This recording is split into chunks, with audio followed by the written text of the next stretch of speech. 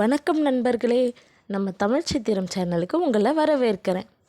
இந்த வீடியோவில் நம்ம தமிழ் பழமொழிகள் தவறாக புரிந்து கொள்ளப்பட்டிருக்கிறத பற்றி பார்க்க போகிறோம். வீடியோக்குள்ளே போக முன்னாடி நம்ம சேனலை எல்லாரும் சப்ஸ்கிரைப் பண்ணிக்கோங்க. வீடியோக்குள்ளே போகலாமா? இன்றைக்கி நாம் பார்க்க போகிற பழமொழி, அற்பனுக்கு வாழ்வு வந்தால் அர்த்தராத்திரியிலும் கொடை பிடிப்பான்.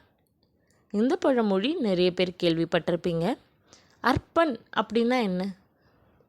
ரொம்ப கஞ்சத்தனமானவன், ஏழையில் வறுமையாக இருக்கக்கூடியவன், யாருக்கும் ஒரு பொருள் கொடுத்து உதவி செய்யாதவன், ரொம்ப ஏழ்மைப்பட்ட நிலையில் கஞ்சமாக வாழ்க்கையை நடத்தக்கூடியவன் தான் அற்பன். அப்படிப்பட்ட அற்பனுக்கு வாழ்வு வந்ததுன்னா, அதாவது ரொம்ப ஏழ்மை நிலையில் இருக்கக்கூடியவன், சாப்பாடுக்கே கஷ்டப்படக்கூடியவன் இன்னும் கூட சொல்லலாம். அவனுக்கு ஒரு வேளை நல்ல வாழ்க்கை அமைந்ததுன்னா, அதாவது அவன்கிட்ட செல்வம் நிறைய காசு வந்துச்சுன்னா, காசு வந்தால் பணம் பத்தும் செய்யும்.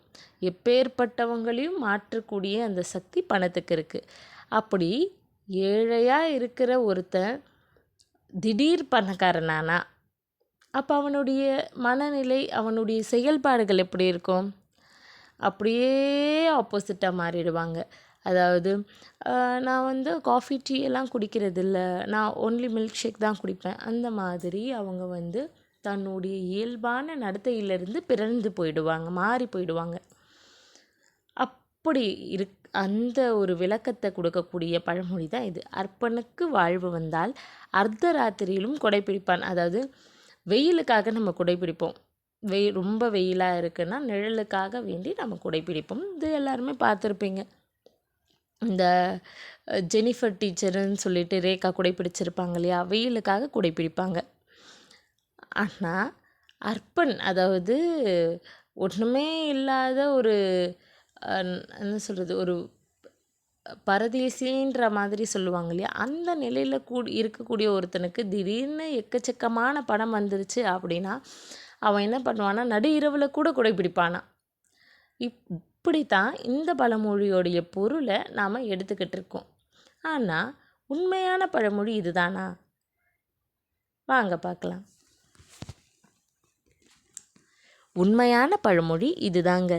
அர்ப்பணித்து வாழ்ந்து வந்தால் அர்த்தராத்திரியிலும் கொடை கொடுப்பான். அதாவது தனக்காக எல்லாமே எனக்கு தான், என்னுடைய வீடு, என்னோட காரு, என்னோட சொத்து, என்னோட நகைகள் அப்படின்னு என்னோட பணம்னு சுயநலமாக வாழாமல் மற்றவர்களுக்காக வாழ்கிறவங்க இருக்காங்க இல்லையா, பிறருக்காக அவங்களுடைய நல்லது, அவங்களுடைய செல்வங்கள் எல்லாத்தையுமே அர்ப்பணித்து சேவை செய்கிறவங்க, அவங்களுக்கு ஒரு நல்ல வாழ்வு வந்தால், அவங்க கையில் பணம் வந்தால் அது தனக்கு மட்டும் பயன்படாமல் எல்லாருக்கும் பயன்படும். அதை தான் சொல்கிறாங்க, அர்த்தராத்திரியிலும் கொடை பிடிப்பான். நம்ம திருவள்ளுவர் கூட சொல்லியிருக்காரு. என்ன?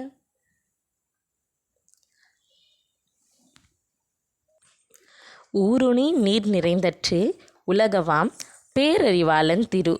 அதாவது ஒரு சிறந்த அறிவாளன் சான்றோர்கிட்ட இருக்கக்கூடிய செல்வமானது ஊருக்கு நடுவில் இருக்கக்கூடிய கிணற்றில் நீர் தழும்பி இருப்பதை போன்றது.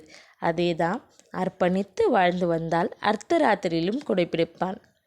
அதாவது கொடை கொடுப்பான். தனக்காக இல்லாமல் மற்றவர்களுக்காக வாழக்கூடியவங்க கிட்ட பெரும் செல்வம் வந்து சேர்ந்ததுன்னா அது அவங்க மட்டும், அவங்களுக்கு குடும்பத்துக்கு மட்டும் சேராமல் எல்லா கஷ்டப்படுற மக்களையும் சென்று சேரும். இந்த வீடியோ உங்களுக்கு பயனுள்ள வகையில் இருந்திருக்கும்னு நினைக்கிறேன். கண்டிப்பாக நம்ம வீடியோவுக்கு லைக் பண்ணிடுங்க, நம்ம வீடியோவை ஷேர் பண்ணுங்கள். உங்களுடைய கருத்தை இல்லை அடுத்து நாம் என்ன வீடியோ போடலான்றதை மறக்காமல் கமெண்ட் செக்ஷனில் பதிவு பண்ணுங்கள். நன்றி.